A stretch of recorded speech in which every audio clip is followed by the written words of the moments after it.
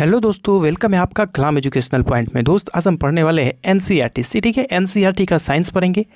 Class 6 से लेकर के क्लास 12 तक जितने भी इंपॉर्टेंट क्वेश्चन हमारे कॉम्पिटिटिव एग्जाम को लेकर बन सकते हैं ना, उन सारे क्वेश्चनों को हम करेंगे। ठीक है दोस्त, तो चाहे आप किसी भी एग्जाम की तैयारी कर रहे हो, चाहे टीआरई 4 हो, बिहार दरोगा हो, बीपीएससी हो या फिर बिहार पुलिस हो, हर एक एग्जाम के लिए ना ये इंपॉर्टेंट है। ठीक है, तो चलिए देर ना करते हुए हम लोग पढ़ना शुरू कर देते हैं। सबसे पहले पढ़ेंगे हम क्या, क्लास 6। देखिए क्लास 6 पढ़ेंगे, 60 क्वेश्चन है। 7 पढ़ेंगे, 70 क्वेश्चन है। 8 पढ़ेंगे, 80 क्वेश्चन। 9 पढ़ेंगे ना, क्लास 9 में तो 125 क्वेश्चन है। और क्लास 10th पढ़ेंगे ना, तो इसमें कितने हैं, 10th में 155 क्वेश्चन है। क्लास 11th में 80 क्वेश्चन, क्लास 12th में टोटल 70 क्वेश्चन है। तो ऐसे ही पढ़ेंगे एक एक करके सबको। अभी पढ़ते हैं क्या, क्लास 6 में। क्लास 6 में देखिए टोटल कितने 1 से लेकर के 11 तक चैप्टर दिए गए हैं और इनसे जितने भी इंपॉर्टेंट क्वेश्चन बन सकते हैं, ठीक है, वो सारे आज हम पढ़ने वाले हैं। तो चलिए देर न करते हुए हम लोग पढ़ना शुरू कर देते हैं। क्वेश्चन नंबर 1 क्या है, बोल रहा है सही मिलान करें। कार्बोहाइड्रेट क्या करता है, कार्बोहाइड्रेट क्या है और क्या करता है। तो दोस्त कार्बोहाइड्रेट ना हमें ऊर्जा प्रदान करने वाला एक पोषक तत्व है, इंस्टेंट एनर्जी देता है। तो 1 का 2, तो 1 का 2 इसमें 1 है, गलत हो जाएगा। इसमें 3 है, ये भी गलत हो जाएगा। ये तो उपयुक्त में से कोई नहीं, इसको बाद में देखेंगे। पहले देखते हैं 1 का 2 इसमें दिया हुआ है, तो यहाँ तक तो सही है। बोल रहा है प्रोटीन क्या करता है, तो प्रोटीन हमारे शरीर में वृद्धि के लिए जरूरी होता है। तो ये शरीर वर्धक भोजन है, तो ये सही है। ठीक है, तो बी का 2 मतलब बी अब हमारा ऑप्शन हो जाएगा। तो तीसरा क्या होगा, विटामिन। विटामिन मतलब रोगों से रक्षा करने के लिए विटामिन क्या करता है, तो रोगों से रक्षा करता है, यानी सी का 3 लगेगा। तो सी का 3 बी में है, तो बी ऑप्शन हमारा बिल्कुल राइट हो जाएगा। ठीक है, आगे देखते हैं क्वेश्चन क्या है, सत्य कथन की चयन करें। तो सत्य कथन क्या है, रुक्षांश। रुक्षांश शरीर को कोई पोषक तत्व प्रदान करते हैं। देखिए रुक्षांश शरीर को कोई पोषक तत्व प्रदान नहीं करते हैं। तो जी हाँ, रुक्षांश ना ये शरीर को मतलब पोषक तत्व प्रदान नहीं करते हैं, बल्कि ये शरीर के अंदर हानिकारक पदार्थों को बाहर निकालने में मदद करते हैं। तो इस अनुसार ऑप्शन बी सही है। रुक्षांश अब होता क्या है, तो जैसे दोस्त हम दाल खाते हैं, ठीक है, या फिर मोटे अनाज खाते हैं, ठीक है, या फिर आलू खाते हैं, या फिर ताज़े फल खाते हैं, तो उसी में पाया जाता है, उसी का पोषक तत्व होता है, उसी में पाया जाता है क्या, रुक्षांश। और ये रुक्षांश क्या करता है, हमारे शरीर के लिए आवश्यक है, क्योंकि वो जितने भी हानिकारक शरीर में हानिकारक पदार्थ होते हैं ना, उन्हें इन्हीं से बाहर निकाला जाता है, रुक्षांश से ही। तो इस संदर्भ में रुक्षांश आवश्यक है। बोले रुक्षांश की आपूर्ति मुख्यतः पादप पौधों से होती है, पादप उत्पादों से होती है। तो जी हाँ, पादप उत्पादों से होती है। कैसे, क्योंकि दाल जो हम लेते हैं तो वो पौधे से ही मिलता है, पादप से ही मिलता है, ये सही है। ठीक है, मोटे अनाज होते हैं जितने भी, वो सब के सब पौधे से ही आते हैं। तो दूसरा भी सही है, ये हमारे भोजन के लिए आवश्यक नहीं है। नहीं दोस्त, आवश्यक है, क्योंकि हमारे भोजन के साथ हमारे अंदर जाता है और हमारे अंदर पेट के अंदर जितने भी अपशिष्ट पदार्थ होते हैं उन्हें बाहर निकालने में मदद करता है। तो आवश्यक है, तो तीसरा गलत हो जाएगा। बोल रहा है सत्य कूट बताना है, तो 1 और 2 सही है, मतलब ए ऑप्शन बिल्कुल राइट हो जाएगा। ठीक है, तीसरा है, तीसरा प्रश्न क्या दिया है, तो बोल रहा है क्या, सत्य कथन का चयन करें। क्या, सत्य कथन का चयन करना है। भोजन के मुख्य घटक में केवल कार्बोहाइड्रेट, वसा एवं विटामिन शामिल होते हैं। तो देखिए मुख्य घटक में ना केवल बोल रहे हैं ना, केवल के अनुसार ये गलत हो रहा है, क्योंकि कार्बोहाइड्रेट भी होता है, वसा भी होता है, विटामिन भी होता है, इसके साथ प्रोटीन भी होता है। तो केवल कर दिया है, इसलिए ये गलत है। भोजन में रुक्षांश एवं जल मुख्य घटक नहीं है। नहीं दोस्त, ये भी है। ठीक है, अभी तो बताया कि रुक्षांश जो हमारे शरीर में क्या करता है, अपशिष्ट पदार्थों को बाहर निकालता है, और जल क्या करता है, शरीर को संतुलन बनाए रखता है। ठीक है, और भोजन को पचाने में भी सहायक होता है, शरीर को संतुलित करने में सहायक होता है। मतलब जितने भी शरीर में कार्य होते हैं ना, वो जल की मदद से भी होते हैं। तो जल भी एक आवश्यक घटक है। तो इस संदर्भ में ये भी गलत है। तो बोल रहेगा सत्य कथन बताया, तो सत्य तो कोई नहीं है, तो न तो 1 और न ही 2, मतलब ऑप्शन डी बिल्कुल राइट हो जाएगा। ठीक है, आगे देखते हैं चौथा क्वेश्चन। बोल रहा है क्या, रुक्षांश निम्न में से किस में सहायता करता है। तो रुक्षांश क्या करता है, तो बिना पचे हुए, मतलब बिना पचे हुए अपशिष्ट पदार्थों का हमारे शरीर से बाहर निकलता है। तो अपशिष्ट पदार्थ मतलब क्या, जो बिना काम के हैं, जो नहीं पचे हैं, तो बिना पचे भोजन को बाहर निकालने में मदद करता है कौन, रुक्षांश। ठीक है, आगे देखते हैं क्या है 5 नंबर क्वेश्चन। बोल रहे हैं क्या कि वृद्धि पूरी तरह से अवरुद्ध हो जाएगी यदि लंबे समय तक भोजन में अनुपस्थित रहे। तो लंबे समय तक क्या अनुपस्थित रहे, तो जी हाँ, प्रोटीन क्या करता है, हमारे शरीर में ग्रोथ करता है। ठीक है, हमारे शरीर को वृद्धि के लिए ज़रूरी होता है। तो ये सही है। ठीक है, 1 सही है। दूसरा कार्बोहाइड्रेट ना हमें इंस्टेंट एनर्जी देता है, एनर्जी देने के लिए आवश्यक होता है। तो क्या दूसरा भी सही है। ठीक है, ये अगर दोनों अनुपस्थित रहे ना, तो वृद्धि तुरंत रुक जाएगी। तो एक वसा, तो दोस्त वसा ना मोटापे के लिए, तो इससे कोई वृद्धि से लेना नहीं है। इसे एनर्जी भी मिलता है, लेकिन उतना यही आवश्यक नहीं है। विटामिन क्या करता है, रोगों से सुरक्षा देता है। तो ये मतलब तुरंत वृद्धि के लिए, तो ये इससे अवरुद्ध, मतलब वृद्धि अवरुद्ध नहीं होगा। तो तीसरा भी गलत है और चौथा भी गलत है। सही कौन है? तो सही 1 है और 2 है। तो कूट के अनुसार हमारा आंसर क्या हो जाएगा? 1 और 2। 1 और 2 ऑप्शन ए में है, तो ऑप्शन ए हमारा बिल्कुल राइट हो जाएगा। ठीक है, आगे देखते हैं क्वेश्चन नंबर 6 क्या कहता है। तो क्वेश्चन नंबर 6 है मंड की उपस्थिति का परीक्षण। ठीक है, क्वेश्चन नंबर 6 है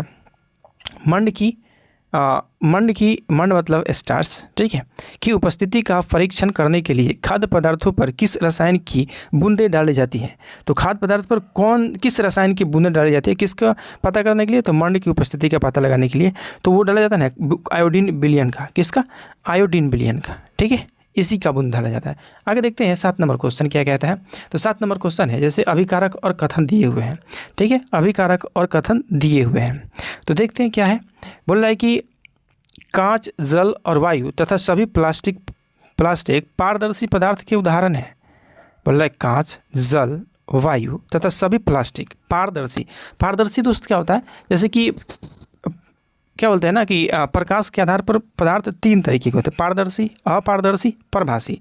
पारदर्शी मतलब होता है जिससे हमें वस्तुएं आर पार दिखे, मतलब बीच में कांच हो और एक तरफ मतलब बीच में कांच रखा हो और दूसरी तरफ की वस्तुएं हमें दिख जाए, हम इस तरफ खड़े हो तो कांच क्या हो जाएगा हमारे लिए? पारदर्शी। ऐसे ही जल, तो कांच में भी दिखता है, जल में भी दिखता है, लेकिन वायु में भी दिखता है। यहाँ सभी प्लास्टिक दे दिया है, तो सभी प्लास्टिक में थोड़ी ना देख सकते हैं, तो इस अनुसार हमारा क्या, ये गलत हो जाएगा। ठीक है, ये गलत हो जाएगा। आगे देखते हैं, अभी कथन तो गलत है, कारण देखते हैं। ऐसे पदार्थ जिनसे आर पार वस्तुएं देखी जा सकती है उसे पारदर्शी कहते हैं। तो पारदर्शी का तो ये तो परिभाषा होता ही है, तो कारण सही है। तो कथन गलत, अभी कथन गलत है लेकिन कारण सही है। तो कथन एवं कारण दोनों सत्य है? नहीं, दोनों सत्य नहीं है। कथन सत्य है? नहीं, कथन तो गलत है। कथन गलत है तो कथन असत्य दिया हुआ है, परंतु कारण सत्य है। हाँ, कारण सत्य है, मतलब सी ऑप्शन हमारा बिल्कुल सही हो जाएगा। ठीक है, आगे देखते हैं 8 नंबर क्वेश्चन। बोल रहा है निम्न पर विचार करें। ठीक है, क्या? निम्न पर विचार करें। तो क्या है? सभी धातुएं चमकदार होती है। जी दोस्त, सभी धातुएं चमकदार होती हैं। ठीक है, चमकती हैं, लेकिन कुछ जैसे कि अपवाद भी हैं, लेकिन लगभग सभी होती हैं। तो ऑप्शन ए हमारा बिल्कुल राइट हो जाएगा। बोल रहा है दूसरा क्या है? वायु से क्रिया करके कुछ धातुएं अपनी चमक खो देती हैं। तो ये भी सही है, कुछ धातुएं ना वायु से क्रिया कर लेती हैं, जैसे कि लोहा ही होता है। ठीक है, तो लोहा क्या करता है? जैसे कि खुले वायु में छोड़ देते हैं, उसमें जंग लग जाता है, फिर वो उसकी चमक खो जाता है। तो इस अनुसार दूसरा भी सही है। सत्य कथन बताना है तो 1 और 2 यानी ऑप्शन सी बिल्कुल राइट हो जाएगा। ठीक है, आगे देखते हैं 9 नंबर प्रश्न क्या है। तो 9 नंबर प्रश्न है पदार्थों के सामूहिकरण के बारे में निम्नलिखित कथन पर विचार करें। ठीक है, तो क्या है कथन? तो बोल रहा है क्या? पदार्थों को उनके गुणों में समानता और अंतर के आधार पर सामूहिक किया जाता है। तो जी बिल्कुल सही है ये तो। ठीक है, क्योंकि जिन कैटेगरी के पदार्थ होते हैं उन्हें उन्हीं ग्रुप में रखा जाता है, तो इस अनुसार ये सही है। दूसरा क्या है? लोहे की कील पानी में डूब जाती है जबकि लकड़ी का गुटका तैरता है। तो ये भी सही है। ठीक है, अब ये कैसे सही है? तो क्या है ना कि लोहे की कील इसलिए पानी में डूबती है क्योंकि उसका घनत्व जो होता है ना पानी के घनत्व से ज़्यादा होता है, इसलिए डूब जाती है। जबकि लकड़ी की कील या लकड़ी का गुटका इसलिए पानी में तैरता है कि वो पानी के घनत्व से उसका घनत्व कम होता है, इसलिए वो तैरता है। तो दूसरा भी सही है। ठीक है, आगे देखते हैं क्या है। बोल रहा है सभी ठोस पदार्थ पानी में डूब जाते हैं। नहीं, सभी ठोस पदार्थ, जैसे लकड़ी होता है तो कहाँ डूबता है? लकड़ी भी तो ठोस है, तो ये गलत है। तो बोल रहा है ऊपर दिए गए कथन में कौन सही है? तो तीसरा तो गलत है। तीसरा इसमें है इसको काटेंगे, इसमें है इसको काटेंगे, 1 2 यानी ऑप्शन ए बिल्कुल राइट हो जाएगा। ठीक है, आगे देखते हैं प्रश्न 10 नंबर। बोल रहा है क्या? निम्नलिखित में से कौन सही सुमेलित है? क्या है?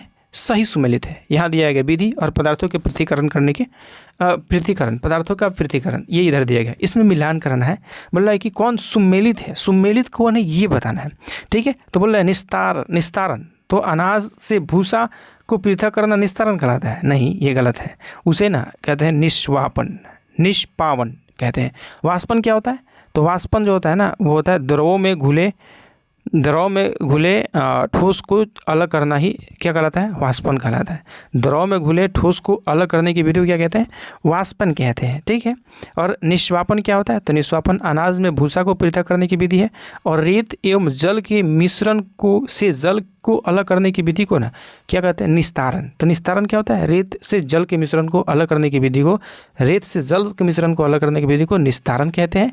वाष्पन द्रव में घुले ठोस पदार्थों को अलग करने की विधि को वाष्पन कहते हैं। निष्पावन क्या है? तो निष्पावन है ना जो अनाज से भूसा को पृथक करने, पृथक मतलब होता है अलग करने, तो अनाज से भूसा अलग करने की विधि क्या कहते हैं? निष्पावन कहते हैं। ठीक है, तो बोल रहा था सही कौन है? तो सही तो सिर्फ क्या है? सही मिलान कौन किया गया है? तो सही तो सिर्फ 2 है। तो सिर्फ 2 किस में है? ऑप्शन बी में है, तो ऑप्शन बी बिल्कुल राइट हो जाएगा। ठीक है, आगे देखते हैं आगे प्रश्न है 11 नंबर, बोल रहा है पृथक्करण की विधि के बारे में निम्नलिखित कथन पर विचार करें। ठीक है, पृथक्करण के विधि के बारे में निम्नलिखित कथन पर विचार करें। अब देखिए पृथक्करण की विधि दिए गए हैं, तो बोल रहा है हाथ से चुनना अनाज से पत्थर और भूसी जैसे थोड़ी बड़ी अशुद्धियों को अलग करने की सुविधाजनक विधि है। तो देखिए ये भी पृथक्करण की एक विधि है, जैसे अनाज से क्या भूसा या फिर छोटे कंकर पत्थर को चुनना भी एक पृथक्करण की विधि ही है। ठीक है, तो ये सही है। आगे दूसरा दिया गया है थ्रेशिंग, डंडलों के गट्ठरों से अनाज के बीजों को अलग करने की प्रक्रिया है। तो हाँ, ये थ्रेशिंग डंडल गट्ठर क्या है, तो देखिए एक मतलब ना कपड़े का एक गुच्छा बना लिया जाता है और जो फंसने वाले कपड़े में फंसने वाले अनाज होते हैं ना, जैसे कि धान का बीज हो गया उसको निकालना है, या फिर धान हो गया पत्थर में है तो कपड़े को उसमें डालते हैं और फिर उसको अलग करते हैं। तो उसी विधि को हम क्या कहते हैं, उसे थ्रेशिंग डंडल या गट्ठरों की अनाज के बीजों से अलग करने की प्रक्रिया है। ठीक है, तो ये भी सही है। आगे देखते हैं तीसरा क्या है, तो तीसरा बोल रहा है क्या, फटकना, जैसे चावल वाल फटकना नहीं होता है, तो वही बोल रहा है फटकना किसी मिश्रण के भारी और हल्के घटकों को हवा या बहती हुई वायु द्वारा अलग करने के लिए उपयोग किया जाता है। तो ये भी सही है, फटकते हैं ना ताकि हल्के और भारी पदार्थ अलग हो जाए, या फिर हवा में उसे ऐसे फेंकते हैं ना, तो वो भी क्या है, ये भी फटकने का ही एक गुण है, जिससे क्या भारी अनाज और हल्के अनाजों को पृथक यानी अलग किया जाता है। ठीक है, चौथा क्या है, तो छानना उन दावों के मिश्रण को अलग करने के लिए उपयोग किया जा सकता है जो आपस में नहीं मिले हैं। तो देखिए जो आपस में मिले ही नहीं है उन्हें छानना क्यों है, ठीक है, उन्हें तो हम ऐसे ही चुन सकते हैं, तो ये गलत है। ठीक है, तो ऊपर दिए गए कथन में कौन सत्य है, सही है, तो 4 तो गलत है, तो 4 इसमें भी इसको काटेंगे, इसको काटो, 1 2 3 सही था, तो बी ऑप्शन बिल्कुल हमारा राइट हो जाएगा। ठीक है, आगे देखते हैं 12 नंबर प्रश्न, बोल रहा है क्या 12 नंबर में कि निम्नलिखित में से कौन से तने का कार्य नहीं है। अब तना का कार्य कौन नहीं है ये बताना है। ठीक है, तो देखिए तने का कार्य कौन नहीं है, का कार्य नहीं है, तो बोला ताना जल एवं खनिज लवणों को पत्तियों तक ले जाता है। तो जी ये तो सही है, ताना ना जल और खनिज पदार्थों को पत्तियों तक ले जाता है, तो ये सही है, मतलब 1 नंबर सही है। दूसरा क्या है, भोजन तने से होकर पौधे के अन्य भागों में संग्रहित होता है। तो जी हाँ, तना ही एक वैसा भाग है ना जो भोजन को क्या करता है, स्थानांतरित करता है, एक जगह से दूसरी जगह ले जाने में मदद करता है, तो दूसरा भी सही है। और भोजन जाता है किससे है, तो भोजन जाता है फ्लोएम से। ठीक है, और जल और खनिज लवण किससे जाते हैं, तो ये जाते हैं किससे, जाइलम से। ठीक है, तो तीसरा जो है वो बोल रहा है तना 2 तरफा मार्ग की तरह कार्य करता है। तो जी हाँ, तना ना जैसे ऊपर ले जाने में, भोजन तो ऊपर नीचे दोनों तरफ जाता है ना फ्लोएम द्वारा, तो ऊपर ले जाने में भी और नीचे ले जाने में, मतलब दोनों तरफ कार्य करता है तना। ठीक है, तो ये भी सही है। तो बोल रहा है क्या कार्य नहीं है, तो तीनों तो कार्य है, तो इनमें से कोई नहीं। ठीक है, क्योंकि तीनों सही है, तीनों उसका कार्य है, और जो कार्य नहीं है वो तो दिया ही नहीं है, तो ऑप्शन डी हमारा बिल्कुल राइट हो जाएगा। 13 नंबर प्रश्न क्या है, तो 13 नंबर प्रश्न बोल रहा है निम्नलिखित कथनों पर विचार करें। ठीक है, कथन दिए गए हैं और इस पर विचार करना है। बोल रहा है क्या कि पानी का वह भाग जिसके द्वारा वह तने से जुड़ती है, पानी नहीं है पत्ती है। ठीक है, पत्ती का वह भाग जिसके द्वारा वह तने से जुड़ती है सिरा कहते हैं, नहीं टंडल कहते हैं उसको, तो ये गलत है। ठीक है, तो इस संदर्भ में ये गलत है। बोल रहा है पौधों में वाष्पोत्सर्जन की क्रिया पत्तियों द्वारा होती है। हाँ जी, पत्तियों में एक रंध्र होते हैं छोटे छोटे, उन्हीं द्वारा होती है, तो ये कथन सही है। बोल रहा असत्य कथन बताएं, तो असत्य तो केवल एक है, मतलब ए ऑप्शन बिल्कुल हमारा राइट हो जाएगा। ठीक है, आगे देखते हैं 14 नंबर प्रश्न क्या बोल रहा है। 14 नंबर प्रश्न तो बोल रहा है कि पौधों के प्रकारों के बारे में निम्नलिखित कथन पर विचार करें। ठीक है, कथन पर विचार करना है, तो देखते हैं कथन क्या क्या दिया है। तो जिन पौधों के तने हरे और कोमल होते हैं उन्हें शाक कहते हैं और वे आमतौर पर छोटे होते हैं। तो जी हाँ, छोटे पौधे ही ना जिनके तने क्या होते हैं, हरे होते हैं और कोमल होते हैं, तो उन्हें ये शाक कहते हैं छोटे पौधों को, तो ये सही है। झाड़ियों में तने के आधार के पास से शाखाएँ निकलती हैं और इनका तना कठोर होता है लेकिन बहुत मोटा नहीं होता है, तो ये भी सही है। झाड़ियों के पास जो निकलते हैं ना तो पतली पतली तो शाखाएं होती हैं, तो इस संदर्भ में दूसरा भी सही है। तीसरा है वृक्ष बहुत ऊंचे पौधे होते हैं, वृक्ष बहुत ऊंचे पौधे होते हैं जिनके तने कठोर और मोटे होते हैं, इनकी शाखाएं ऊपरी भाग में निकलती हैं, तो ये भी सही है। वृक्ष बहुत ऊंचे होते हैं, ठीक है, और जो बड़े होते हैं उन्हें तो वृक्ष कहते हैं, तो तीसरा भी सही है। चौथा क्या है रेंगने वाले पौधे और आरोही पौधे झाड़िये जैसे होते हैं क्योंकि वे भी ज़मीन के करीब उगते हैं। देखिए ज़मीन के करीब नहीं उगते हैं। ठीक है, रेंगने वाले पौधे आरोही पौधे झाड़ियों जैसे होते हैं, आरोही नहीं होते अवरोही होते हैं। ठीक है, तो ये गलत है, चौथा गलत है। तो बोल रहे ऊपर दिए गए कथन में कथन सही है, तो सही 1 2 3 है, मतलब 1 2 3 ऑप्शन बी में है, तो ऑप्शन बी हमारा बिल्कुल राइट हो जाएगा। ठीक है, आगे देखते हैं 15 नंबर क्वेश्चन। तो 15 नंबर क्वेश्चन क्या है, तो बोल रहा है क्या, पौधों के विभिन्न भागों के कार्य के बारे में निम्नलिखित कथन पर विचार करें, यानी इसमें भी पौधों के कार्य बताना है। तो पत्तियां प्रकाश संश्लेषण नामक प्रक्रिया द्वारा पौधों के लिए भोजन बनाती है, तो ये भी सही है, पत्तियों में ही प्रकाश संश्लेषण के द्वारा भोजन बनता है।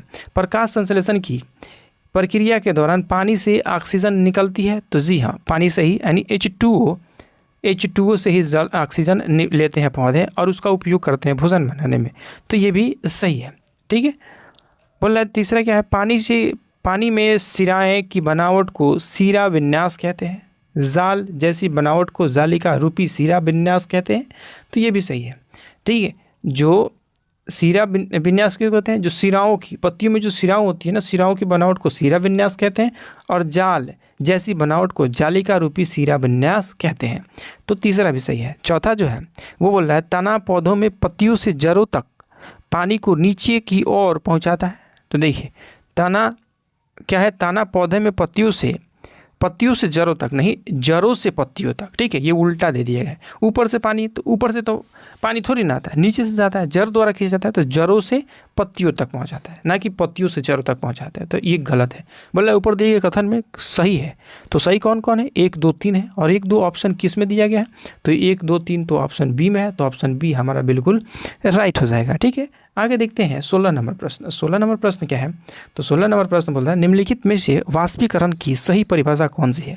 दोस्त, वाष्पीकरण की सही परिभाषा बताना है। तो जल वाष्प की द्रव जल में बदलने की प्रक्रिया नहीं, जल वाष्प के द्रव जल में थोड़ी ना, बोल रहा है जल के उसकी वाष्प में बदलने की प्रक्रिया, हाँ जो जल होते हैं ना, जो जल उसी को वाष्प में बदलने की प्रक्रिया को ही तो वाष्पीकरण कहते हैं, तो ऑप्शन बी हमारा बिल्कुल राइट हो जाएगा। 17 नंबर प्रश्न क्या है, तो 17 नंबर प्रश्न है, बोला निम्नलिखित कथन पर विचार करें। ठीक है, कथनों पर विचार करना है। बोल रहा है, उपास्थियों के कारण शरीर के किसी भी भाग को मोड़ अथवा घुमा सकते हैं, नहीं उपास्थियों के कारण नहीं, बस दोस्त ये उपास्थि नहीं, उपास्थियों के कारण ऐसा नहीं होता है। ठीक है, तो ये गलत है। ठीक है, बोल रहा है क्या, शरीर में जहाँ पर 2 हिस्से एक दूसरे से जुड़े होते हैं उसे उपास्थि कहते हैं, ये भी गलत है। ठीक है, तो देखिए क्या होता है ना कि किसी भी स्थान को मोड़ा या घुमाया थोड़ी ना जा सकता है, उसी स्थान को मोड़ा या घुमाया जा सकता है जहाँ संधि हो। ठीक है, जैसे पैर को कहीं से थोड़ी ना मोड़ सकते हैं, वहीं से मरेंगे जहाँ संधि हो, तो इस संदर्भ में एक गलत है। दूसरा क्यों गलत है, तो शरीर में जहाँ पर 2 हिस्से एक दूसरे से जुड़े होते हैं उसे उपास्थि नहीं कहते हैं।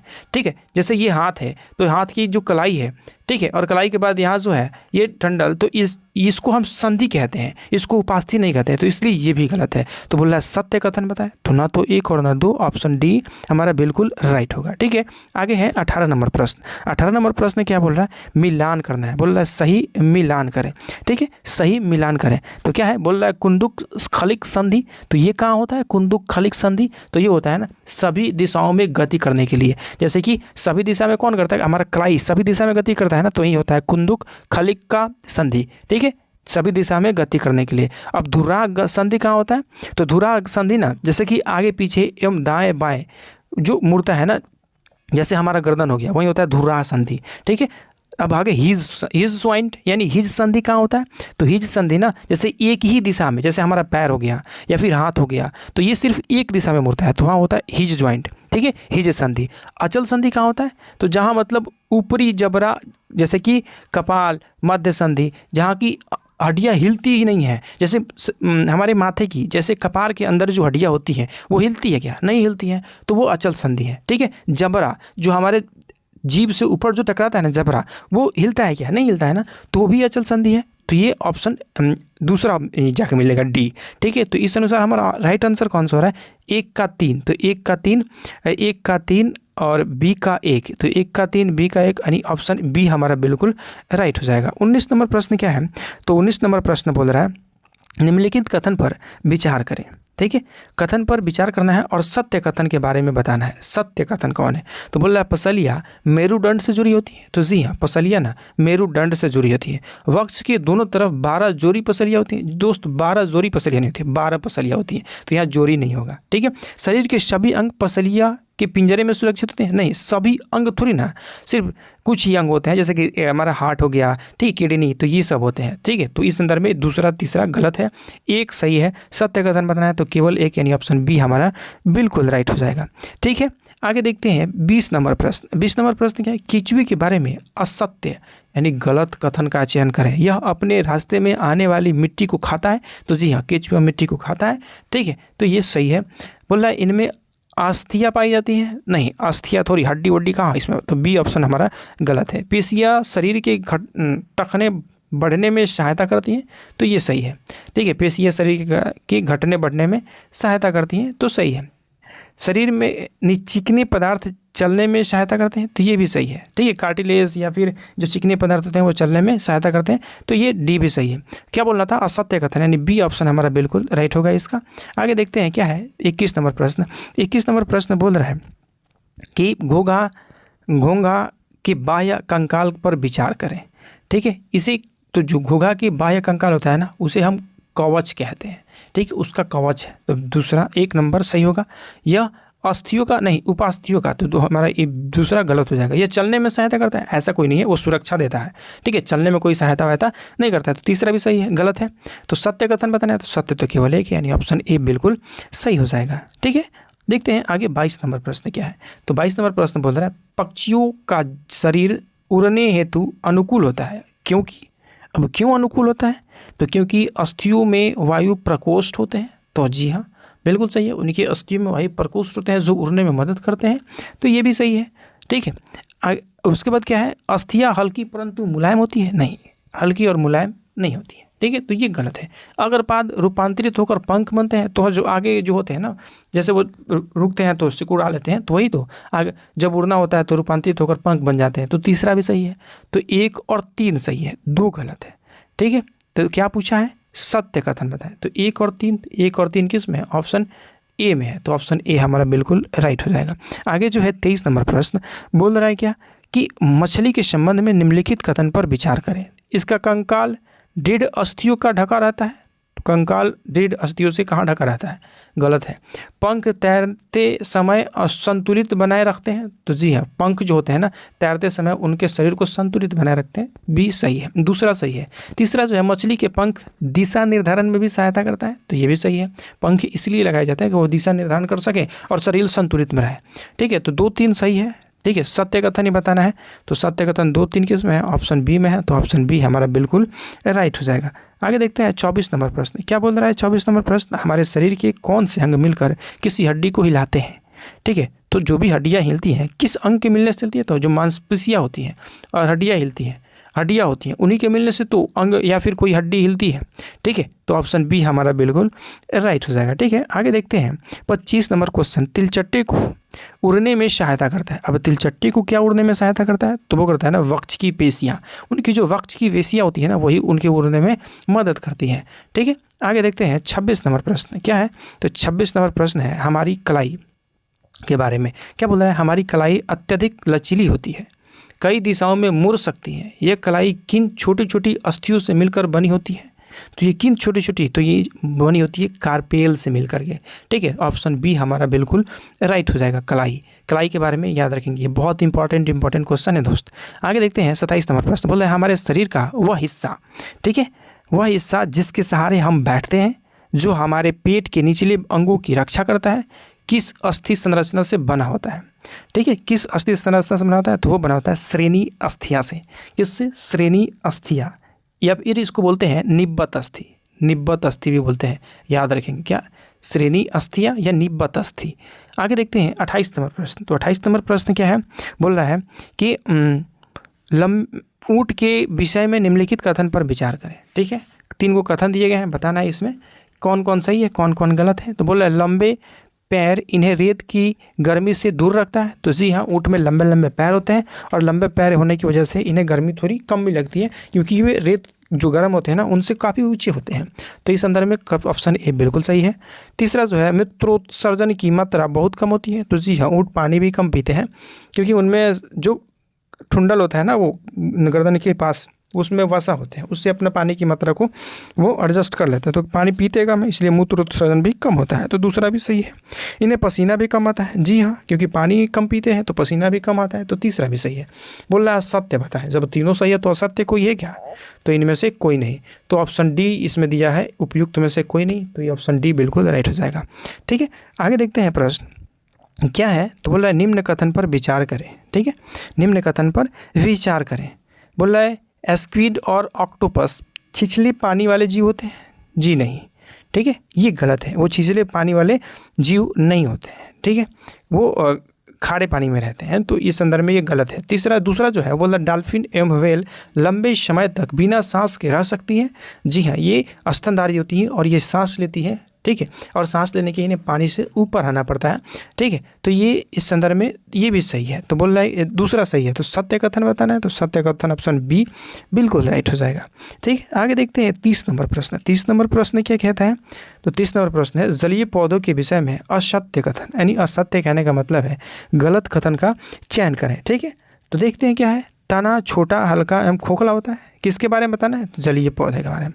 तो जी हाँ, बिल्कुल, जो जलीय पौधे होते हैं उनकी तना छोटा होता है, हल्का होता है और खोखला भी होता है, यानी ए बिल्कुल सही है। जरे आकार में बहुत छोटी होती है। तो जी पतली होती है, लंबी होती है, छोटी नहीं कह सकते। तो दूसरा गलत है। सभी जलीय पौधे फूल एवं पत्तियां जल के अंदर प्लवन करते हैं। तो सभी जलीय पौधे के फूल एवं पत्तियां जल के अंदर, हाँ तो जल में है तो जल के अंदर ही तो करेंगे। तो तीसरा सही होगा। ठीक है, तो 1 और 3 सही है। तो 1 और 3 किस में है? इसमें तो 2 दिया गया, तो ये गलत हो जाएगा। 1, 3 यानी ऑप्शन डी हमारा बिल्कुल राइट हो जाएगा। ठीक है, ऑप्शन डी बिल्कुल राइट हो जाएगा। आगे देखते हैं 31 नंबर प्रश्न। तो 31 नंबर प्रश्न क्या कहता है कि निम्नलिखित में से कौन सही सुमेलित नहीं है? क्या सही सुमेलित नहीं है? ठीक है, कौन नहीं है ये बताना है। तो बोल रहा है मछली क्लोम, हाँ फेफड़े से सांस लेती हैं, ये बिल्कुल सही है। ठीक है, अब केचुआ, तो केचुआ ये फेफड़े से सांस तो नहीं लेता है, ये त्वचा से सांस लेता है। तो ये गलत हो जाएगा। ठीक है, पौधे सूक्ष्म रंध्र से, हाँ पत्तियों में सूक्ष्म रंध्र होते हैं, उसी से सांस लेते हैं। तो 1 और 3 सही है, दूसरा गलत है। तो गलत ही बताना था। तो दूसरा ऑप्शन बी बिल्कुल राइट हो जाएगा। ठीक है, आगे देखते हैं 32 नंबर प्रश्न क्या है। बोल रहा है मरुस्थलीय पौधों के संबंध में असत्य कथन बताएं। क्या बताना है?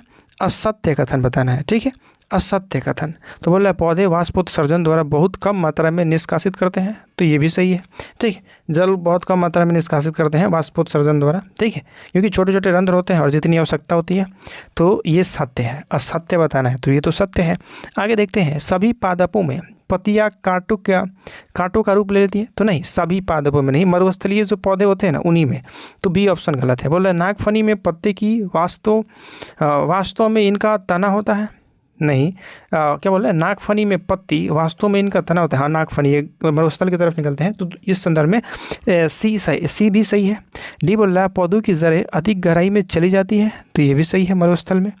ठीक है, तो चौथा डी भी सही है। तो क्या बोल रहा है बी गलत है और मरुस्थलीय पौधे के संबंध में हमें असत्य ही बताना था। ठीक है, तो बी हमारा राइट आंसर हो जाएगा। ठीक है, आगे 33 नंबर प्रश्न क्या है। तो 33 नंबर बोल रहा है निम्नलिखित में से किस में गिल्स नहीं पाए जाते? गिल्स मतलब फेफड़े नहीं पाए जाते। तो ऑक्टोपस में तो पाए जाते हैं। देखिए डॉल्फिन और व्हेल में ना गिल्स नहीं पाए जाते, ये स्तनधारी होते हैं, लेकिन इनके माथे के ऊपर एक छिद्र होता है, उसी के द्वारा ये दोनों सांस लेते हैं। इनमें गिल्स नहीं पाए जाते। कौन कौन? व्हेल और डॉल्फिन। तो इनमें गिल्स नहीं पाए जाते हैं। तो बी और सी तो किसी ऑप्शन में है नहीं। तो 1 से ज़्यादा है, तो डी ऑप्शन बिल्कुल राइट होगा ना, उपयुक्त में से 1 से अधिक। ठीक है, आगे देखते हैं क्या दिया गया क्वेश्चन 34 नंबर। बोल रहा है क्या यह मटमैले यानी हल्के भूरे रंग का जीव है जिसके चेहरे पर सामने आंखें उसे दूर तक शिकार खोजने में सहायता करती है। अगले पैर के नखर लंबे होते हैं, मतलब नाखून, जिन्हें खींच कर यह अंदर छिपा सकता है। यह वन अथवा घास स्थल का निवासी है। उपयुक्त में से संदर्भ किस प्राणी के संदर्भ में सत्य है? तो ये सारे के सारे ना शेर के बारे में बात हो रही है। ठीक है, तो ऑप्शन बी बिल्कुल राइट हो जाएगा, क्योंकि इसी के ना जो नाखून होते हैं बड़े बड़े होते हैं, ये स्थल पे भी रहता है, जंगल में भी रहता है। तो बी ऑप्शन बिल्कुल राइट हो जाएगा। आगे देखते हैं 35 नंबर प्रश्न। तो 35 नंबर प्रश्न क्या कहता है कि आवास और अनुकूल लन के बारे में निम्नलिखित कथन पर विचार करें। वह स्थान, ठीक है, वह स्थान जहाँ जीव रहते हैं आवास कहलाता है। बिल्कुल सही है, जहाँ जीव रहेंगे वही तो आवास होगा। आवास मतलब जहाँ रहने वाले लोग हों, ठीक है। यह उन्हें भोजन, जल, वायु और आश्रय प्रदान करता है। तो कोई भी जीव वही रहता है जहाँ उसे ये तीनों चीज़ें मिल पाए, ठीक है। तो ये 1 नंबर सही है। किसी जीव की वे विशेष विशेषताएं और आदतें जो उन्हें किसी स्थान पर स्वाभाविक रूप से रहने में सक्षम बनाती है, अनुकूलन कहलाती है। तो हाँ, किसी भी जीव के लिए अगर वहाँ रह रहा है तो अगर उसके रहन सहन, ठीक है, या फिर स्वभाव वहाँ मिलते हैं तो उसके लिए वो अनुकूल परिस्थिति होता है। तो दूसरा भी सही है। तीसरा, यहाँ देखिए 3 नंबर होगा, ठीक है। तीसरा, तो एक ही आवास में कई प्रकार के पौधे एवं जंतु रह सकते हैं। तो ये भी सही है, मतलब 1, 2, 3 सब सही है। तो क्या बोल रहा है, सही है, सही बताना है। तो 1, 2, 3 यानी ऑप्शन बी बिल्कुल राइट हो जाएगा, ठीक है। आगे देखते हैं 36 नंबर प्रश्न। अब 36 नंबर प्रश्न क्या कहता है, तो 36 नंबर प्रश्न है, बोल रहा है कि सजीवों की विशेषताओं के बारे में निम्नलिखित कथन पर विचार करें। किसकी विशेषता, तो सजीवों की विशेषता। सभी सजीवों को भोजन की आवश्यकता होती है। जी हाँ, सभी सजीवों को भोजन की आवश्यकता होती है, जो उन्हें ऊर्जा और वृद्धि के लिए आवश्यक सामग्री प्रदान करता है। तो बिल्कुल ठीक है, भोजन हमें ऊर्जा और वृद्धि के लिए आवश्यक सामग्री देता है, मिनरल्स, विटामिन देते हैं, ठीक है। तो 1 नंबर सही है। दूसरा बोल रहा है श्वसन एक ऐसी प्रक्रिया है जिसके द्वारा सजीव ऑक्सीजन ग्रहण करते हैं और कार्बन डाइऑक्साइड मुक्त करते हैं। तो ये भी सही है, श्वसन में हम ऑक्सीजन लेते हैं, कार्बन डाइऑक्साइड छोड़ते हैं, ठीक है। तो दूसरा भी सही है। तीसरा है वृद्धि सजीवों की एक विशिष्ट विशेषता नहीं है। नहीं है, वृद्धि हर एक जीव करना चाहता है और उसकी एक विशिष्ट विशेषता है, यहाँ नहीं है दिया गया है, तो ये गलत है। ऑप्शन 3 हमारा गलत है। बोल रहा है चौथा, सजीव अपने परिवेश में होने वाले परिवर्तनों के प्रति अनुक्रिया करते हैं। तो जी हाँ, हर कोई चाहता है कि उसमें परिवर्तन हो, उसके परिवेश में परिवर्तन हो, हर चीज़ परिवर्तनशील है। तो मतलब चौथा भी सही है। ऊपर दिए गए कथनों में कौन कथन सही है, तो 1, 2 और 4, 3 तो गलत है। तो 1, 2, 4 ऑप्शन सी में है। ऑप्शन सी हमारा बिल्कुल राइट हो जाएगा, ठीक है। आगे देखते हैं, आगे प्रश्न है 37 नंबर। क्या बोला है, निम्नलिखित कथन पर विचार करें। बोल रहा है लोलक की लंबाई वार्तुल गति का उदाहरण है। तो जी हाँ, लोलक की लंबाई वार्तुल गति का उदाहरण। वार्तुल गति मतलब वृत्तीय गति, ठीक है, ये तो इसका उदाहरण है। तो सही है। पंखे की पंखुड़ियों की गति नहीं, सही कहाँ से है, लोलक ऐसे होता है और ऐसे दाएं बाएं, तो ये तो डोलन गति का उदाहरण हो जाएगा ना, डोलन गति का, आवर्त गति का। तो ये आवर्त गति, ये तो गलत है ना, तो गलत हो जाएगा, ठीक है। पंखे की पंखुड़ियाँ, तो पंखे की पंखुड़ियाँ तो चारों बगलना चाहिए, तो ये वार्तुल गति का उदाहरण होगी, वृत्तीय गति का। यहाँ बोल रहा है आवर्ती गति का, तो ये भी गलत है, ठीक है। तो 37 नंबर का दोनों गलत है। और क्या पूछा है, तो पूछा है असत्य कथन। तो असत्य कथन तो दोनों हैं, तो 1 और 2 दोनों सही हो जाएगा, ठीक है। दोनों गलत हैं, तो दोनों वाला ऑप्शन सी में है, तो सी हमारा बिल्कुल सही हो जाएगा, ठीक है। आगे देखते हैं 38 नंबर। 38 नंबर बोल रहा है सिलाई मशीन की सुई की गति क्या होती है। तो देखिए दोस्तों, सिलाई मशीन की सुई क्या करता है, ऊपर नीचे करता है, ठीक है। एक ही बिंदु पर आगे पीछे यानी एक ही बिंदु को बार बार दोहराता है, तो उसको आवर्त गति कहते हैं, ठीक है। आवर्त गति, तो आवर्त गति ऑप्शन सी में है, तो ऑप्शन सी बिल्कुल राइट हो जाएगा, ठीक है। आगे देखते हैं क्या है, फर्श पर लुढ़कती हुई गेंद की गति क्या होती है। तो फर्श पर कोई गेंद ऐसे लुढ़क रही है, तो उसमें क्या हो रहा है, देखिए, तो कोई भी गेंद अगर लुढ़कती है तो लुढ़कने के दौरान उसमें 2 तरीके की गति होती है, ठीक है। 2 तरीके की गति, एक लुढ़क रही है तो सरल रेखा में चल रही है, तो सरल रेखीय गति हो रही है, ठीक है। और लुढ़क रही है तो ऐसे गोल गोल घूम के ना लुढ़क रही है, तो इस संदर्भ में उसमें घूर्णन गति भी हो रहा है, तो सरल रेखीय भी गति भी हो रहा है, घूर्णन गति भी हो रहा है। आवर्त गति क्या होता है, आवर्त गति मतलब एक ही बिंदु के आगे पीछे करना, तो इसमें थोड़ी ना हो रहा है, एक ये तो आगे बढ़ रही है, एक ही बिंदु पर कहाँ कर रही है, तो आवर्त गति नहीं होगा। तो सत्य कथन कौन हो जाएगा, 1 और 3, और 1 और 3 वाला ऑप्शन देखते हैं इसमें कौन है, तो 1 और 3 वाला ऑप्शन डी में दिया गया है, तो ऑप्शन डी हमारा बिल्कुल राइट हो जाएगा। आगे देखते हैं 40 नंबर प्रश्न, लंबाई की मापन के बारे में, ठीक है। आगे दिया गया है लंबाई के मापन के बारे में निम्नलिखित कथन पर विचार करें, ठीक है। तो बोल रहा है लंबाई का ये सही मात्रक मीटर होता है। तो जी हाँ, लंबाई का ये सही मात्रक मीटर होता है, जिसे छोटा वाला एम से सूचित करते हैं। प्रत्येक मीटर को 100 बराबर भागों में विभाजित किया जाता है, जिसे सेंटीमीटर कहते हैं। हाँ जी हाँ दोस्त, 1 मीटर में 100 सेंटीमीटर ही होता है, और 100 प्रत्येक सेंटीमीटर बराबर ही होता है, ठीक है। तो 100 बराबर सेंटीमीटर को ही 1 मीटर कहते हैं, ये भी सही है, मतलब 1 भी सही है, 2 भी सही है। तीसरा देखते हैं, बोल रहा है प्रत्येक सेंटीमीटर में 10 बराबर भाग होते हैं, जिन्हें मिलीमीटर कहते हैं, तो ये भी सही है, ठीक है। सेंटीमीटर के 10 बराबर भागों को, मतलब 10 सेंटीमीटर बराबर होता है, क्या बोल रहा है, सेंटीमीटर के 10 बराबर भाग को, मतलब 1 सेंटीमीटर, ठीक है, 1 सेंटीमीटर बराबर 10 मिलीमीटर, ठीक है। तो मिलीमीटर होगा। तो इस संदर्भ में ये भी सही है। बोल रहा है शरीर के अंगों का उपयोग मापन की इकाइयों के रूप में करने में सटीक एक समान परिणाम मिलते हैं नहीं दोस्त। अब किसी की शरीर बड़ी होती है तो उसके हाथ भी बड़े होते हैं, पाँव भी बड़े होते हैं। जिसकी शरीर छोटी होती है उसके हाथ पाँव भी छोटे होते हैं। तो एक समान शरीर की अंगों की इकाइयों का माप एक समान नहीं हो सकता है। अगर हम शरीर के हाथों से अगर किसी फीट को मापते हैं तो एक अनुसार नहीं होगा। तो इस संदर्भ में चौथा तो गलत है। तो बोल रहा है सत्य, क्या बोल रहा है, कथन सही है। तो सही कथन बताना 1 2 3 सही है। तो 1 2 3 ऑप्शन बी में है। तो बी हमारा बिल्कुल सही हो जाएगा। आगे देखते हैं 41 नंबर प्रश्न। 41 नंबर प्रश्न क्या है, गति के प्रकारों के बारे में निम्नलिखित कथन पर विचार करें। क्या गति के प्रकार के बारे में, तो सीधी रेखा में होने वाली गति को ऋजुरेखीय गति कहते हैं, ठीक है, या फिर उसे रेखीय गति भी कहते हैं। ये भी सही है। तो ऋजुरेखीय गति बोले या फिर रेखीय गति बोले, 1 नंबर सही है। सीधी रेखा में ही होती है तो 1 सही है, ठीक है। दूसरा देखते हैं, दूसरा क्या है, तो सूर्य के चारों ओर पृथ्वी की गति को ऋजुरेखीय नहीं, वो वृत्तीय गति करते हैं, ठीक है। तो सूर्य के चारों ओर पृथ्वी की गति जो होती है वो वृत्तीय गति है। तो ये गलत है, ठीक है। तीसरा देखते हैं, तीसरा क्या है, तो झूले पर झूलते बच्चे की गति आवर्त गति है। तो दी है दोस्त। अब झूला जो है एक बिंदु पे यहाँ रस्सी लटका होता है, आगे पीछे इसी को तो करता है। तो ये आवर्त गति एक ही बिंदु को आगे पीछे कर रहा है, तो आवर्त गति तो हो जाएगा। वृत्तीय गति और आवर्त गति हमेशा एक ही चीज़ होती है? तो नहीं, एक ही चीज़ कहती है, कैसे हो सकती है?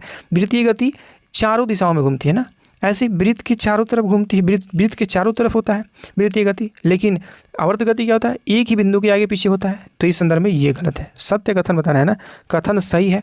तो 1 सही है, 3 सही है। 1 और 3 किस में है, तो 1 और 3 ए ऑप्शन में है। तो ए ऑप्शन बिल्कुल राइट हो जाएगा। आगे देखते हैं 42 नंबर प्रश्न क्या है, तो बोल रहा है किसी वस्तु की छाया देखने के संदर्भ में निम्नलिखित कथन पर विचार करें। छाया देखने के संदर्भ में निम्नलिखित कथन पर विचार करना है, ठीक है। तो देखते हैं क्या है, तो बोल रहा है एक प्रकाश स्रोत आवश्यक है। क्या छाया देखने के लिए एक प्रकाश स्रोत आवश्यक है? तो बिना प्रकाश का छाया दिखेगा? अगर आपको छाया देखना है तो प्रकाश जरूरी है, ठीक है। तो ए सही है। प्रकाश के पथ में कोई पारदर्शी वस्तु चाहिए? तो ऐसा कुछ है क्या? ऐसा नहीं है, ठीक है। अगर पारदर्शी वस्तु हो तब भी दिखेगा, ना हो फिर भी दिखेगा, ठीक है। लेकिन अपारदर्शी लगा दीजिएगा तो नहीं दिखेगा, क्योंकि प्रकाश आएगा ही नहीं। तो ये तो गलत है। पारदर्शी वस्तु की ज़रूरत नहीं है, होगा तो भी दिखेगा, नहीं होगा तो भी दिखेगा। तो दूसरा गलत है, ठीक है। आगे देखते हैं तीसरा क्या बोल रहा है, तो बोल रहा है छाया केवल पर्दे पर दिखाई दे सकती है। तो छाया ना किसी चीज़ पर, जैसे हम दीवार के पास खड़े होते हैं तो दीवार पर दिखेगा, या फिर पानी के पास खड़े होते हैं तो पानी में दिखेगा, धरातल पर खड़े हैं तो ज़मीन पर दिखेगा। तो मतलब कहीं ना कहीं किसी पर्दे पर ही दिखाई देगा। तो तीसरा भी सही है। बोल रहा है क्या, असत्य बताएं। तो असत्य तो सिर्फ 2 है, और सिर्फ 2 सी ऑप्शन में, तो ऑप्शन सी बिल्कुल राइट हो जाएगा, ठीक है। आगे देखते हैं 43 नंबर प्रश्न। 43 नंबर प्रश्न क्या कहता है, परिस्कोप के विषय में निम्नलिखित कथन पर विचार करें। किसके विषय में, तो परिस्कोप के विषय में। यह पूर्ण आंतरिक परिवर्तन के सिद्धांत पर कार्य करता है? नहीं दोस्त, ये पूर्ण आंतरिक परिवर्तन के सिद्धांत पर कार्य नहीं करता है। अब पूर्ण आंतरिक परिवर्तन होता है क्या, इसके सिद्धांत पे कौन काम करते हैं? तो इसके सिद्धांत में जैसे कि हमें रेगिस्तान में मरीचिका दिखता है, ठीक है, तो वो उसके सिद्धांत पे कार्य करता है, ठीक है। लेकिन ये परिस्कोप इसका उदाहरण नहीं है। इसे किसी अवरोध के दूसरी ओर भी देखा जा सकता है। तो जी हाँ, परिस्कोप ऐसा होता है ना कि जैसे कि किसी अपारदर्शी वस्तु लगी है, ठीक है, हमें उस पार देखना है तो हम परिस्कोप की मदद से देखते हैं। तो इसकी मदद से यही देखते हैं। तो हमारा 2 सही है, 1 गलत है। तो सत्य कथन बताना है, तो सत्य तो 2 है। तो 2 ऑप्शन यानी बी बिल्कुल राइट हो जाएगा, ठीक है। आगे देखते हैं 44 नंबर प्रश्न। 44 नंबर प्रश्न क्या कहता है, तो 44 नंबर प्रश्न है कि वस्तुओं को दृश्य बनाता है। तो देखिए, वस्तु हमें तभी दिखाई देगी ना, हम आँख से सिर्फ वस्तुओं को देखते हैं, ठीक है, लेकिन तभी देखते हैं जब वहाँ प्रकाश पहुँचता है। तो वस्तुओं को देखने के लिए आँख की तो ज़रूरत है, लेकिन सिर्फ आँख से काम नहीं चलेगा, वहाँ प्रकाश भी पहुँचनी चाहिए। तो इस अनुसार हमारा आंसर क्या होगा, बी होगा। मतलब वस्तुओं को दृश्य कैसे बनेगा, जब वहाँ प्रकाश पहुँचेगा। जब किसी वस्तु तक प्रकाश पहुँचेगा नहीं तो हम उसे देख ही नहीं पाएंगे। तो आँख का कोई रोल है क्या यहाँ, तो आँख का कोई रोल नहीं है, ठीक है। आँख का कोई रोल नहीं है, क्या है, प्रकाश पहुँचनी चाहिए तभी हम वस्तुओं को देख पाएंगे। अगर प्रकाश नहीं पहुँचेगा तो हम नहीं देख सकते। तो आंसर क्या होगा, बी होगा। बोल रहा है क्या आगे, बहुमूर्तिदर्शी यानी कैलाइडोस्कोप में किसका उपयोग होता है, ठीक है। इसमें किसका उपयोग करते हैं, तो प्रकाश की परावर्तन का उपयोग करते हैं। अब प्रकाश का परावर्तन क्या होता है, तो प्रकाश जब एक माध्यम में ही माध्यम ना बदले, ठीक है, और उसी माध्यम में किसी अवरोधक पदार्थ से टकराकर उसी माध्यम में लौट जाए, तो इसे प्रकाश का परावर्तन कहते हैं, ठीक है। तो यही बोलता है बहुमूर्तिदर्शी। ये किसका उदाहरण है, किस में करते हैं इसका उपयोग, तो प्रकाश के परावर्तन में करते हैं, यानी ऑप्शन बी बिल्कुल राइट हो जाएगा, ठीक है। आगे देखते हैं 46 नंबर प्रश्न। अब 46 नंबर प्रश्न क्या है, तो 46 नंबर प्रश्न दिया गया है कि सूर्य ग्रहण के समय सूर्य को सीधे नम आँखों से देखना अत्यधिक हानिकारक और असुरक्षित माना जाता है। सूर्य को सुरक्षित रूप से देखने के लिए हम किस सरल यंत्र का प्रयोग कर सकते हैं? तो देखिए, सूर्य को कभी भी हम नंगे आंखों से नहीं देख सकते, देखेंगे तो हमारी आंखों में पानी आ सकता है, ठीक है, या फिर आंखें बार बार ऐसा करने से हमारी आंखें भी खराब हो सकती हैं। तो वही पूछ रहा है कि सूर्य को अगर हम नंगी आंखों से नहीं देख सकते तो किससे देखेंगे? तो उसे देखेंगे ना सूची छिद्र कैमरा से, ठीक है। एक ग्लास आता है, उसमें एक सूची छिद्र कैमरे लगे होते हैं, उसी से हम देख सकते हैं, यानी ऑप्शन बी हमारा बिल्कुल राइट हो जाएगा। आगे 47 नंबर प्रश्न है, क्या है? निम्नलिखित में से कौन सी एक वस्तु दीप्त पिंड नहीं है बल्कि वह किसी अन्य प्रकाश स्रोत से प्रकाश के कारण चमकती हुई दिखाई देती है? अब दीप्त पिंड क्या है? तो दीप्त पिंड मतलब जो स्वयं प्रकाश उत्सर्जित करे। तो ऐसी कौन वस्तु है जो स्वयं प्रकाश उत्सर्जित नहीं करती है बल्कि दूसरे की मदद से चमकती है? तो दोस्त वैसे चंद्रमा है। चंद्रमा के पास खुद का प्रकाश नहीं है, ठीक है। सूर्य के पास खुद का प्रकाश है, जलती हुई मोमबत्ती खुद के ज्वाला से जलती है, ठीक है। टॉर्च में भी खुद का बल्ब लगा होता है, लेकिन चंद्रमा में ऐसा कुछ नहीं है, सूर्य से प्रकाश लेकर के वो चमकता है। तो ऑप्शन बी हमारा बिल्कुल सही हो जाएगा, ठीक है। आगे देखते हैं 48 नंबर, किसी विद्युत परिपथ में धारा की दिशा होती है। अब किसी भी विद्युत परिपथ में धारा की दिशा कैसे होती है? तो विद्युत सेल के धनात्मक टर्मिनल से ऋणात्मक टर्मिनल की ओर, ठीक है। विद्युत परिपथ की धारा की दिशा होती है धनात्मक से ऋणात्मक टर्मिनल की ओर। किस तरफ से? तो धनात्मक टर्मिनल से ऋणात्मक टर्मिनल की ओर, याद रखेंगे, धनात्मक से ऋणात्मक की ओर, यानी ऑप्शन ए बिल्कुल राइट हो जाएगा, ठीक है। आगे देखते हैं 49 नंबर प्रश्न। अब 49 नंबर प्रश्न क्या कहता है? तो 49 नंबर प्रश्न है, एक ऐसी सरल युक्ति जो परिपथ को जोड़ अथवा तोड़ सकती है, वह क्या है? तो सेल ऐसा थोड़ी ना करती है, ये तो विद्युत मतलब ये रासायनिक ऊर्जा को विद्युत ऊर्जा में बदलती है। तो यहाँ बात हो रही है जोड़ने और तोड़ने की, तो स्विच नहीं, स्विच ही तो जोड़ करके या फिर तोड़ करके तोड़ने का काम करती है। जैसे किसी बल्ब को बारना है तो स्विच दबाएंगे, ठीक है, स्विच ऑन या ऑफ करते हैं, इसी से धारा टूटता है या जुड़ता है। तो स्विच हमारा राइट आंसर हो जाएगा, यानी ऑप्शन बी बिल्कुल सही है, ठीक है। आगे देखते हैं 50 नंबर प्रश्न, वह उपकरण जो रासायनिक ऊर्जा को विद्युत ऊर्जा में बदलता है। तो जी अभी तो बताया ना, वही यही है सेल, तो विद्युत सेल ही हो जाएगा। क्या करता है ये? तो रासायनिक ऊर्जा को विद्युत ऊर्जा में बदलता है, ठीक है। आगे देखते हैं 51 नंबर प्रश्न। तो 51 नंबर प्रश्न क्या है कि निम्नलिखित कथन पर विचार करें, ठीक है, करते हैं विचार। 1 नंबर कथन है, विद्युत सेल का आविष्कार थॉमस अल्वा एडिसन ने नहीं है, इसका अलेसांद्रो वोल्टा ने किया था, थॉमस अल्वा एडिसन नहीं, तो ये गलत है। ये तो बल्ब का आविष्कार किया था, तो ये गलत है। बोल रहा विद्युत बल्ब का आविष्कार अलेसांद्रो वोल्टा, ये देखिए उल्टा दे दिया गया, ठीक है। विद्युत सेल का आविष्कार अलेसांद्रो वोल्टा और विद्युत सेल का आविष्कार, ठीक है। विद्युत बल्ब का आविष्कार कौन? थॉमस अल्वा एडिसन, यानी इधर का उधर, तो दोनों गलत है। बोला सत्य कथन बताया, तो ना तो एक और ना ही दो, ठीक है, उल्टा दे दिया गया, ऊपर का नीचे, नीचे का ऊपर। चलिए तो आगे देखते हैं क्वेश्चन 52 नंबर। अब 52 नंबर क्या है? तो 52 नंबर देखते हैं, बोला निम्नलिखित कथन पर विचार करें, ठीक है, निम्नलिखित कथन पर विचार करें। तो कथन क्या है? तो कथन है, स्वतंत्र रूप से लटकते चुंबक की दिशा केवल उत्तर की ओर होती है, नहीं, केवल उत्तर की ओर नहीं होती है, उत्तर दक्षिण की ओर होती है। तो ये गलत है, ठीक है। सभी चुंबक के 2 ध्रुव होते हैं, जी हाँ, सभी चुंबक में 2 ध्रुव होते हैं, चाहे उनका आकार कैसा भी हो, बिल्कुल सही है। 2 ध्रुव होते हैं, नॉर्थ पोल और साउथ पोल, यानी धन ध्रुव और ऋण ध्रुव। विरामावस्था में कंपास की सुई सदैव उत्तर दक्षिण दिशा के निर्देशित करती है, तो बिल्कुल कंपास दिशा सूचक यंत्र है, ठीक है। और विरामावस्था में चाहे गाड़ी चल रही हो या फिर रुकी हो, वो सदैव किस दिशा में होगा? उत्तर दक्षिण दिशा में ही निर्देशित करेगा। मतलब तीसरा भी सही है, 2, 3 सही है। सत्य कथन बताना है तो 2, 3 किस में है? 2, 3 सी ऑप्शन में है, तो सी ऑप्शन हमारा बिल्कुल सही हो जाएगा, ठीक है। आगे देखते हैं क्या 53 नंबर प्रश्न। 53 नंबर प्रश्न क्या है? चुंबक अपना चुंबकत्व खो सकता है। तो चुंबक का चुंबकत्व खोने के ना बहुत सारे कारण हैं, तो कैसे? तो चुंबकत्व हथौड़ों से पीटने से भी खो सकता है, पीट करके, गर्म करके, या फिर ऊंचाई से गिराने पर, ठीक है, या फिर ज़मीन में गाड़ देने पर बहुत दिनों तक, तो उससे भी चुंबकत्व हो जाता है। तो इसमें ऑप्शन क्या दिया गया है? हथौड़े से पीट कर, जी हाँ, पीट कर भी चुंबकत्व खत्म कर सकते हैं। ऊंचाई से गिराकर, हाँ, ऊंचाई से गिराएंगे चुंबक नष्ट हो जाएगा और चुंबकत्व खत्म हो जाएगी। गर्म करके, तो जी हाँ, चीज़ों को गर्म करके, यानी चुंबक को गर्म करके भी उसका चुंबकत्व खत्म कर सकते हैं। और भी हो सकता है बहुत दिनों तक ज़मीन के अंदर गाड़ कर भी कर सकते हैं, ठीक है। तो ये तीनों सही है। बोल रहे असत्य कौन है? तो तीनों तो सत्य है। असत्य कौन है? तो उपयुक्त में से कोई नहीं, यानी डी ऑप्शन बिल्कुल राइट हो जाएगा। आगे देखते हैं 54 नंबर प्रश्न। क्या बोल रहा है? निम्नलिखित में से कौन कृत्रिम चुंबक का प्रकार नहीं है? कृत्रिम चुंबक का प्रकार नहीं है, देखिए, क्षर चुंबक कृत्रिम चुंबक का प्रकार है, नाल चुंबक ये भी कृत्रिम चुंबक का प्रकार है, गोलांत चुंबक, मतलब देखिए कृत्रिम चुंबक कहने का मतलब है वैसा चुंबक जिसे खुद मानव ने बनाया है। तो मानव तो किसी आकार का चुंबक बना सकता है ना, तो क्षर के आकार का बना ही देगा, नाल का आकार का बना देगा, गोल आकार बना देगा, बोतल के आकार का बना देगा, कुर्सी के आकार का बना देगा, टेबल के आकार का बना देगा, यानी कोई भी हो, वो सारे ये तीनों के तीनों क्या है? प्राकृतिक चुंबक के उदाहरण है। तो नहीं बोल रहे हैं ना, तो उपयुक्त में से कोई नहीं, ऐसा कुछ है ही नहीं जिसे मानव चुंबक के आकार में, चुंबक को उस आकार में न ढाल सके, ठीक है। तो ऑप्शन डी इनमें से कोई नहीं है, ठीक है, सारे के सारे कृत्रिम चुंबक के उदाहरण है। ठीक है, तो 55 नंबर क्वेश्चन देखते हैं आगे। 55 क्या है, केंचुए एक विशेष समय पर ही जमीन से बाहर आते हैं, क्यों?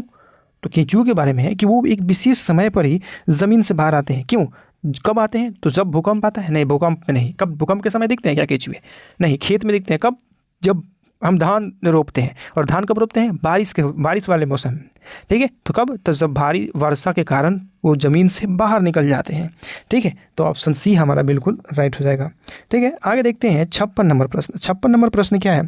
तो 56 नंबर प्रश्न बोल रहा है कि सही मिलान करें। ठीक है, मिलान करना है। बोल रहा है ऑक्सीजन। तो ऑक्सीजन क्या करता है? तो ऑक्सीजन करता है पौधों में श्वसन हेतु आवश्यक है, और हमारे शरीर में भी श्वसन के लिए ऑक्सीजन आवश्यक है। ठीक है, और पौधों में भी श्वसन के लिए आवश्यक घटक है। तो 1 का 3 मिलेगा। 1 का 1 है गलत, 1 का 3 है, ये हो सकता है, ये भी हो सकता है। आगे देखते हैं नाइट्रोजन के बारे में। तो नाइट्रोजन क्या करता है? नाइट्रोजन मृदा की उर्वरता को बढ़ाता है, यानी हमारे पौधों के लिए जरूरी होता है, ये मृदा की उर्वरता को बढ़ाता है। ठीक है, कार्बन डाइऑक्साइड क्या करता है? तो कार्बन डाइऑक्साइड ना ये बंद कमरे में घुटन मौजूद करता है, यानी बंद कमरा हो और ठीक है उसमें किसी व्यक्ति को बंद कर दें तो वो सांस लेगा छोड़ेगा, सांस लेगा छोड़ेगा, तो कुछ समय बाद ना कमरे में क्या होगी कि ऑक्सीजन की कमी हो जाएगी, कार्बन डाइऑक्साइड की ज़्यादा मात्रा हो जाएगी, तो उससे घुटन महसूस होने लगेगा। तो कार्बन डाइऑक्साइड क्या करता है? बंद कमरे में घुटन अनुभव कराता है। जलवाष्प क्या होता है? तो जल चक्र हेतु आवश्यक है जलवाष्प। ठीक है, तो क्या है? डी का 4, यानी डी का 4 किस में है? डी का 2, तो डी का 2 तो दोनों में दिया गया। आगे देखते हैं नाइट्रोजन, देखिए कार्बन डाइऑक्साइड, यानी ये 1 से मिला था, तो 1 किस में? यानी बी ऑप्शन में, तो बी ऑप्शन हमारा बिल्कुल राइट हो जाएगा। ठीक है, आगे देखते हैं प्रश्न कितना 57 नंबर। 57 नंबर क्या है? वातु सूचक प्रयुक्त होता है। तो वात सूचक ये कब प्रयुक्त होता है? तो ये प्रयुक्त होता है ना वायु की दिशा मापने में। वात सूचक का प्रयोग कब करते हैं? तो वायु की गति नहीं, वायु की दिशा मापने में। ऑप्शन बी हमारा बिल्कुल राइट हो जाएगा। ठीक है, 58 नंबर प्रश्न देखते हैं। प्रकाश संश्लेषण के विषय में निम्न पर विचार करें। प्रकाश संश्लेषण के बारे में कथन दिए गए हैं, इस पर विचार करना है। तो पौधे ऑक्सीजन का प्रयोग करते हैं, तो हाँ जी, प्रकाश संश्लेषण में ना जल से क्या करते हैं? पौधे ऑक्सीजन लेते हैं और उसका प्रयोग करते हैं। कार्बन डाइऑक्साइड वातावरण से लेते हैं। ठीक है, पौधे ऑक्सीजन उत्पन्न करते हैं। देखिए प्रकाश संश्लेषण के समय, ठीक है, सॉरी कुछ गलत हो गया क्या? बोल रहा है प्रकाश संश्लेषण के विषय में निम्नलिखित पर विचार करें। ठीक है दोस्त, निम्नलिखित पर विचार करते हैं। तो बोल रहा है पौधे ऑक्सीजन का प्रयोग करते हैं।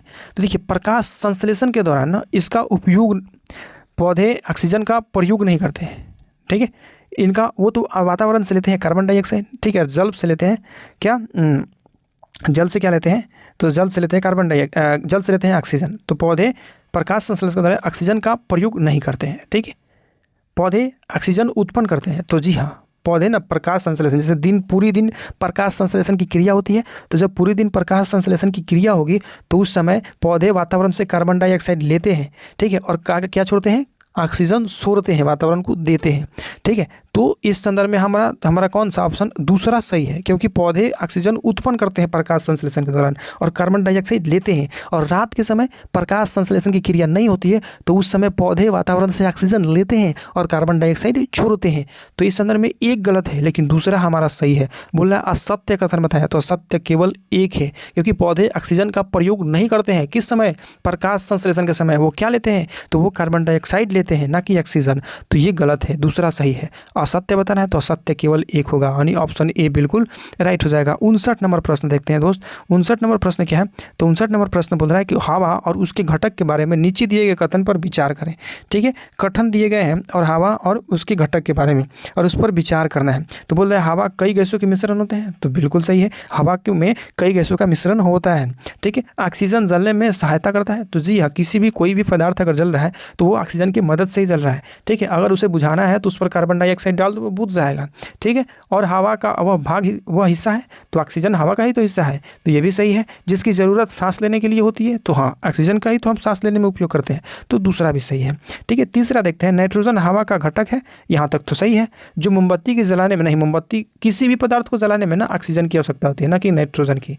ठीक है, नाइट्रोजन का जलाने में आवश्यकता, तो लेकिन इसके बाद क्या है? ये गलत है, तो तीसरा गलत हो जाएगा। कार्बन डाइऑक्साइड हवा का एक छोटा लेकिन महत्वपूर्ण घटक है, तो जी हाँ, कार्बन डाइऑक्साइड ना हवा का एक छोटा लेकिन महत्वपूर्ण घटक है, जिसका उपयोग पौधे प्रकाश संश्लेषण के लिए करते हैं। इसका उपयोग पौधे प्रकाश संश्लेषण के लिए करते हैं, हम आग बुझाने के लिए भी करते हैं। ठीक है, इसके बहुत सारे उपयोग हैं, तो चौथा भी सही है। 3 गलत है, लेकिन 1, 2, 4 सही है। तो 1, 2, 4 किस में है? 1, 2, 4 यानी ऑप्शन बी में है, और ऑप्शन बी हमारा बिल्कुल राइट हो जाएगा। ठीक है, आगे देखते हैं कितना, तो आगे देखते हैं 60 नंबर प्रश्न। 60 नंबर प्रश्न में क्या बोला गया है कि हवा के गुणों के बारे में नीचे दिए गए कथन पर विचार करें। ठीक है, हवा के गुण के बारे में नीचे दिए गए कथन गए हैं और इस पर विचार करना है। तो पृथ्वी को घेरे हुए हवा की पतली परत को वायुमंडल कहते हैं। जी हाँ, बिल्कुल, जो पृथ्वी के चारों बगल घेरे हुए जो पतली परत है ना, उसी को तो वायुमंडल कहते हैं। तो दूसरा सही है। जैसे जैसे हम वायुमंडल में ऊपर जाते हैं हवा और अधिक सघन होती जाती है। नहीं दोस्त, नीचे सघन होती है, और जैसे जैसे हम ऊपर जाते हैं ना तो विरल होते जाता है। तो ये गलत है। बोला दिए गए कथन पर निम्नलिखित सही है, निम्न में से कौन सही है? तो कथन जो सही है वो बताना है। तो एक सही है, दो गलत है। तो ऑप्शन ए हमारा बिल्कुल राइट हो जाएगा। ठीक है, एक सही है। ठीक है, तो दोस्त ये थी क्लास 6 की एनसीईआरटी बुक। इसमें जितने प्रश्न हमारे एग्जाम के लिए बन सकते हैं वो सब हम किए हैं। ठीक है, मिलते हैं अगली वीडियो में। धन्यवाद।